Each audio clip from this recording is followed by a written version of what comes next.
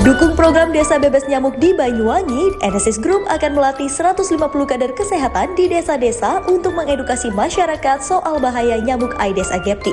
Alhamdulillah hari ini juga ada CSR dari PT Enesis terkait dengan pemberian lotion. Ini juga salah satu preventif agar masyarakat tidak digigit nyamuk, tidak digigit nyamuk.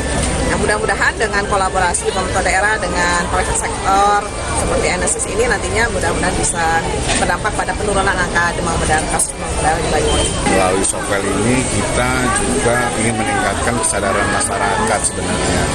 Jadi lebih baik mencegah dibandingkan mengobati. Jadi memang sejalan juga dengan tagline dari company kami, healthy product buat healthy family. Selain sosialisasi, Enesis Group juga akan membagikan produk lotion anti nyamuk di 15 desa. Diharapkan melalui kerjasama Enesis Group dengan pemerintah daerah Banyuwangi ini, angka penderita DBD di Banyuwangi dapat berkurang.